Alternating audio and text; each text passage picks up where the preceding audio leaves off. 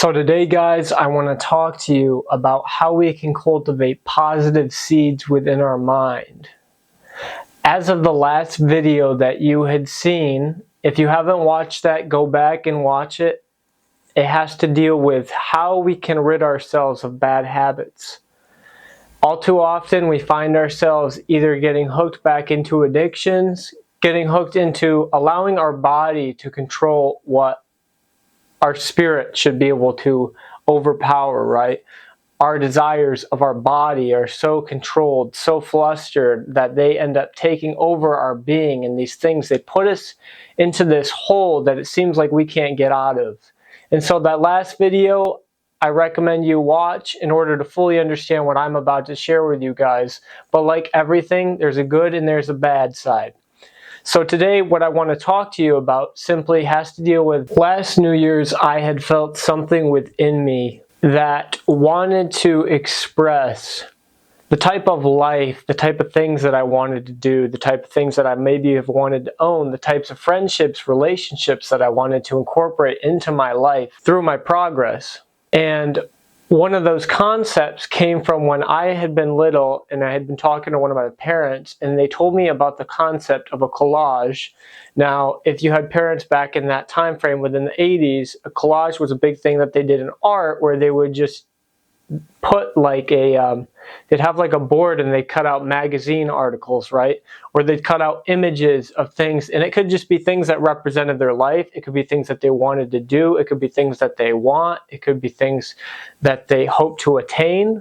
And so this concept of a vision board came to me. I just woke up one day and I heard within me, and it said vision board. You need to do a vision board. And so I'm sharing this because last January when I created a vision board, it was like a 2-3 day process because I really wanted to put 100% of myself into it. But when I had done that, I divided it into 4 categories, and I'm not going to get super into it because I don't want to take away from the really strong message that I want to share with you guys today.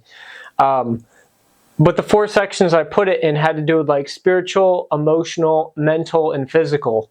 And some of it was like traveling, right? Some of it was finances. Some of it was like the type of apartment that I would like to have, the type of vehicle that I would like to have, the type of places that I would like to visit, the type of shape that I wanted to be in, the type of connection with God that I wanted to have.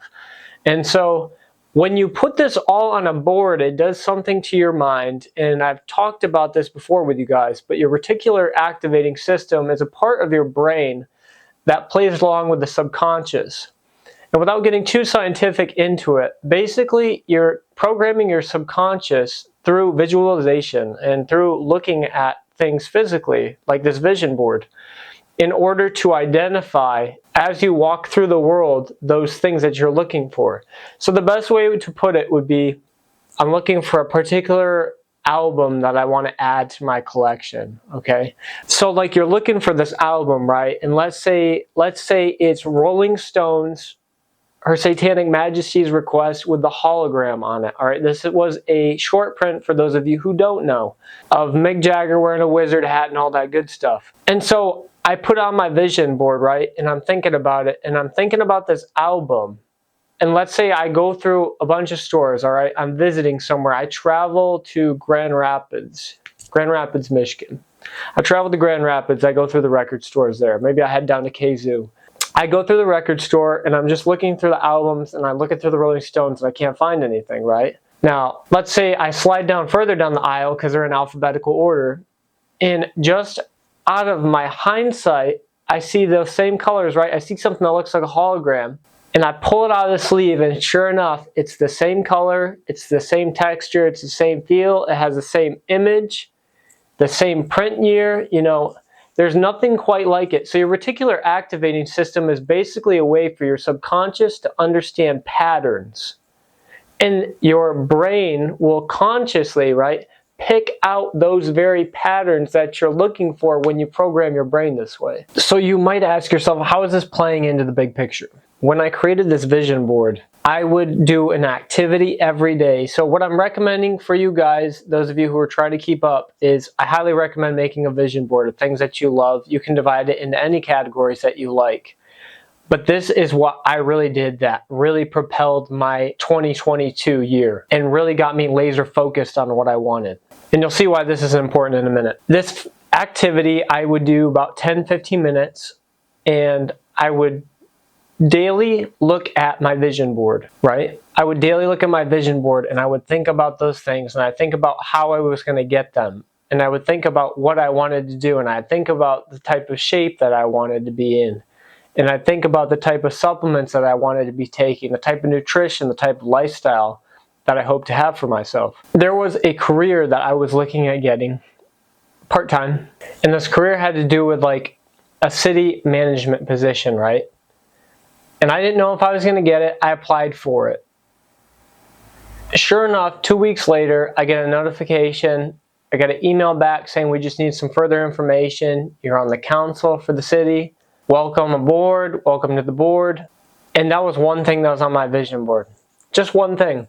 Ever since, I haven't pulled off all the vision board parts yet, but I would say at least a quarter of the things on my vision board worked out, right? Like they actually happened. I wanted to visit South Carolina because I've never been there. I love the Carolinas, absolutely beautiful. I put the Carolinas there, Charleston in particular, by a pier. What did I end up doing later on, closer to the year? I ended up going to the Carolinas for a business trip. It's amazing what happens when you are locked in with what you want and what God wants, right? What the universal laws are of reciprocity when you want something and you go after it. So that was just an introduction to the vision board. And that's great, you know, the visuals, the spending time, but that 10 to 15 minutes is crucial, right? Just like breath work and stretching in the morning, it's so crucial. Just like praying and doing a reading in the morning, it's crucial. These are significant things that people really take for granted. And if you really want to propel yourself further into this 2023 year, right, you're going to do these things because the morning is where the mood is set. And your mornings should be spent reflecting, journaling. What do I want to be? Who do I hope to become? Where do I want to be? X, Y, Z. Interestingly enough, during the summer, I attended a camp. Also was on my vision board to visit Florida for this camp. It's just amazing. And so at this camp, I got to learn from a multi-million-dollar entrepreneur, guest speaker, keynote person, how to break down the book Think and Grow Rich by Napoleon Hill. I am halfway through the book by choice. Now, I did reach a point in time that I was reading it and it was so much information to digest, I definitely took a break. Another thing, if you guys want to be successful, this is a tip that I'm going to give you that has helped me so much. I take a long time to read books because guess what I'm doing when I'm reading these books? I'm breaking each chapter down, summary by summary, right? Chapter 1, bullet point, sub point. How does this relate to me? How can I apply this in my life? Chapter 2, next thing, yada, yada, yada. Because someday I might not have the ability to go back to that book and fully go through it. And so I want to be able to go back to it in my document that I type up and reflect upon it and jump back to it and be able to give it as I'm doing right now. What I want to talk about with New Year's that pertains to this. Every freaking year, each one of us says, these are my resolutions. I'm going to do this year.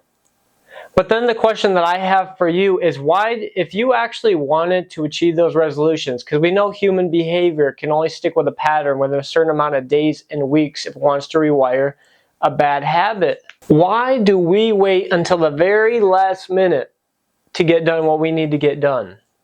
Nothing's going to change, and the only person that is an obstacle to your success is you. You heard me right. The only person that is an obstacle to your own success is yourself. You are the only person standing in your way. So why do we think that us doing it the day before, we're magically going to happen overnight? It's not a secret pill, right? So today we're going to talk about planting seeds. And part of planting seeds is our intention. We have to be focused on our intention, and we also have to think about if that intention is good. I'm talking about planting seeds within our mind that then grow into a tree and they sprout up. If you find in your New Year's, and even now, we're 3 weeks past New Year's now. If you find that your goals aren't achievable, then you have an issue.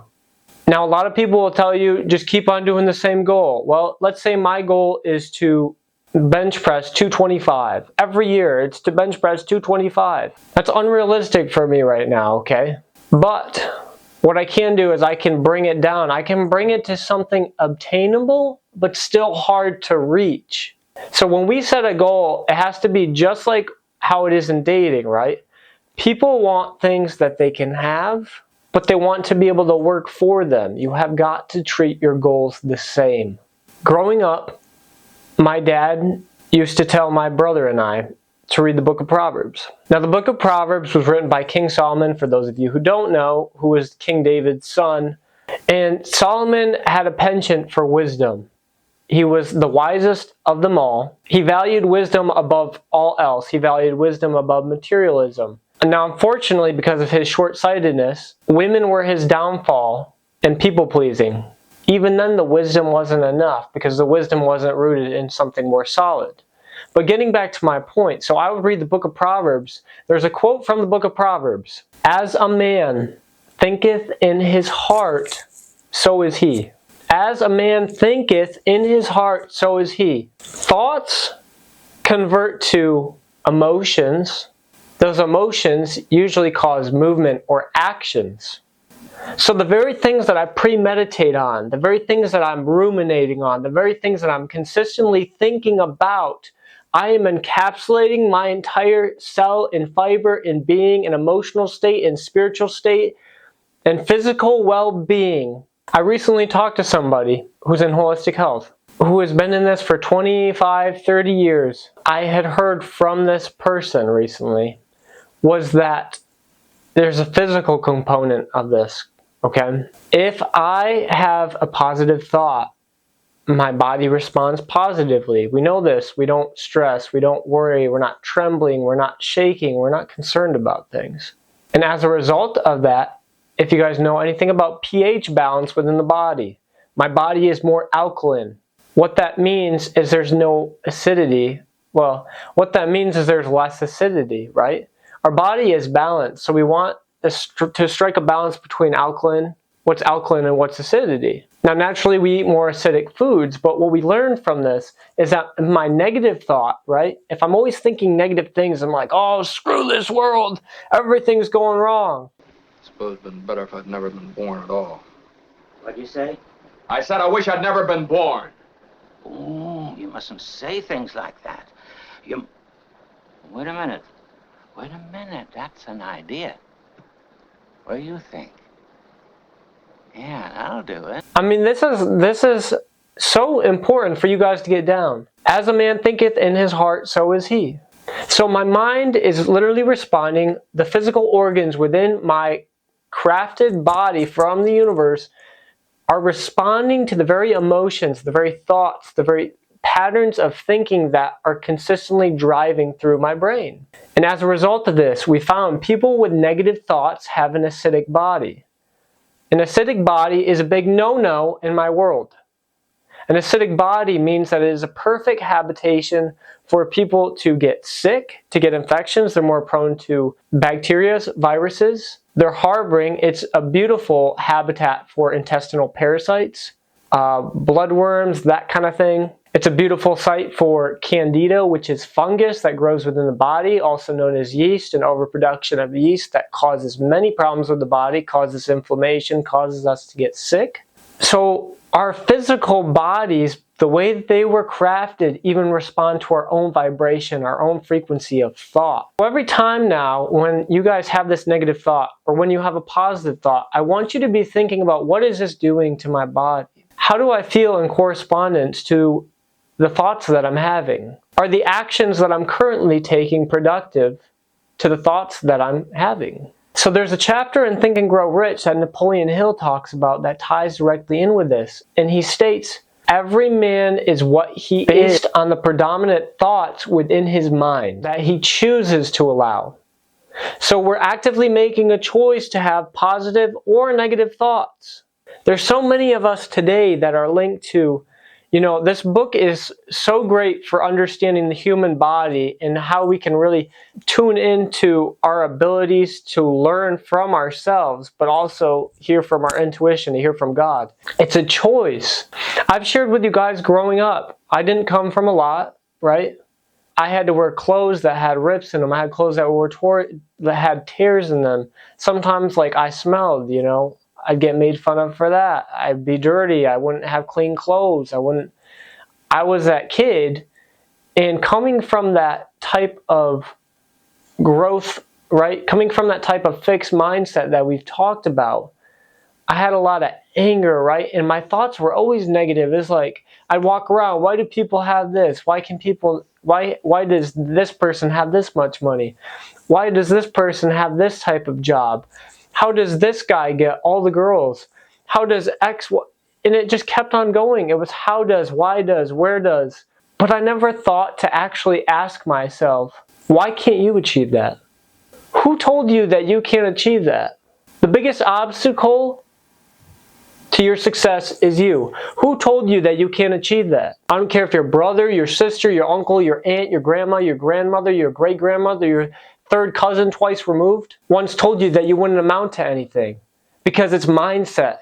It's mind over matter. If you guys ever read about those books with Navy SEALs, I'm talking about David Goggins, I'm talking about Jocko Willink, they talk about how they had broken bones, how they had all these horrible things happening physically to their body, but it was mind over matter. How badly do you want it? It all reflects back on us. I can choose to blame my environment. I can choose to blame my circumstances and the situation that I was put in. Or I can make a choice to have positive thoughts, to know what I'm worth, to have big goals. And it's okay to have big goals. And to go out and achieve them with a tenacity that nobody can match. I'm going to read another excerpt here from Think and Grow Rich, but this is something that we're just going to dive into because there is so much juice. There is so much here to just ruminate and sit on and just really think about and ponder. Rather than asking ourselves all these questions, why don't we write down those goals, right? Why don't we write down a vision board what we can achieve? Our minds are so powerful. And we're sitting here, you know, with dusty Cheetos. We're sitting here at our computer and we're all hunched over and we haven't taken a shower in 3 days. And we're like, well, the world's going to crap. So I'm just going to sit here and enjoy pacifying myself with shows and with listening to music and maybe some corn. Or are you going to be the guy that gets up early in the morning? He chases after his dreams before anybody's up. And he journals. He's ruminating on that vision board. He's doing his breath work. He's doing his reading in the morning. He's spending time with God. You can be this guy or that guy. The beauty of this world is that we all have a choice. We're given free will. So let me read this excerpt from Napoleon Hill. It's from chapter 1. Before success comes in any man's life, he is sure to be met with such temporary defeat and perhaps some failure. When defeat overtakes a man, the easiest and most logical thing to do is quit. That is exactly what the majority of men do. More than 500 of the most successful men this country has ever known told the author their greatest success came just one step beyond the point at which defeat had overtaken them. Failure is a trickster with a keen sense of irony and cunning. It takes great delight in tripping one when success is almost within reach. Got another one for you. There's a chapter here on desire that I'm going to share with you guys. And Napoleon Hill talks about how in order to get what we want, I don't care if it's finances, I don't care if it's career, I don't care if it's relationships, it pertains to this book. He talks about being so on fire, being so inflamed with a desire that you're obsessed. You want it so bad, it's the first thing you think of when you get up in the morning, and it's the first thing you think of as you go to bed. And through that desire, right, through that rumbling, through that stirring, you just want it so freaking bad. You're going to go after it. This has nothing to do with luck. This has nothing to do with fate. This has everything to do with the choice that you yourself make to go after whatever that is. Maybe you want an apprenticeship, right? Maybe you want to be a welder. Go be a welder. Let that inflame your desire to be a welder. If that's what you're supposed to do, I talk to you guys all the time about your giftings. One of my dad's greatest quotes from one of his sermons was, "Bloom where you were planted." Grow where you are good at growing, right? Go for that occupation, go for that career, go for that gift. He breaks down 6 steps of a formula that I want you guys to follow. I'm going to include this formula at the bottom of the description if you are absolutely serious about going after it. This is not for people who just want to read chapter 1 and, oh, maybe they'll Cliff Notes it, or maybe they'll go on Spark Notes, or maybe they'll get an app to read them a summary. Those aren't people that want this bad enough. So the first method he talks about, you have to fix in your mind. This pertains to money within the book, but you can attune this to your specific need. You have to fix in your mind the exact amount of money. And a side note, with my vision board, I got some of the things that I wanted, but I didn't get some of the things that I wanted. What does that mean? What that means is because I wasn't so specific, right? Because I wasn't down to a T about what I wanted. I got close to it, but I didn't get the whole picture, right? Intent, focus, specifics, pray. So first, you fix in your mind the exact amount of money you want to desire. Second, this is crucial. You determine exactly when you obtain that money, what are you going to do? Are you going to build your empire, or are you going to help others build their empires? Third, you're going to establish a date in which you intend to have this money by, or this thing, right? You set an objective date. January 3rd, 2024, I hope to have this much. Fourth, you create a definite plan for carrying out your desire. And you begin at once. And he talks about how nothing means anything unless you put it into action. I could sit here planning all day. There's so many of us that just sit on YouTube, we watch these videos, we self-improve ourselves, and then we're like, the world's going to crap, the world's going to garbage, we're going to hell in a handbasket. But yet you're not talking to your community, you're not talking to the men that are broken, you're not talking to your neighbor down the street. You're only thinking, well, I'm just consuming this and I'll fix me. That's the wrong mindset. You need to go sit at the little kids' table playing cards, if that's how we're going to act. Fifth, I want you to write out a clear, concise statement of the amount of money you intend to acquire, name the time limit for its acquisition, and state what you intend to give in return for the money. What kind of services will you provide? Maybe it's financial, right? How much money will you donate? How much money will you give? In that same statement, you're going to take all those steps. You're to describe clearly the plan through which you intend to accumulate. Number 6 is you're going to read that statement aloud. Twice daily. I'm holding 2 fingers up, okay? We're not skipping going, oh, well, Ari, I had a long day, so I guess I'll just do 1. No, we're not doing that. So before you retire at night, before you go to bed at night, and when you wake up in the morning, you're going to read that statement aloud every day. And as you read it, this is important. This is part of the visualization. This is part of the visualization aspect. And I think that gets a bad rap because people don't understand it. You're training your mind that you already have what you are looking for. My subconscious does not know the difference between what is happening and what is not happening, right? Like I said, this is why we go to a movie and we experience a horror movie and we feel like we're living it. My subconscious doesn't know the difference between what is actually happening to me and what is Hollywood. So when you visualize, you are quite literally telling your brain, I already have this, right? I already have this. This is how I intend to accumulate it.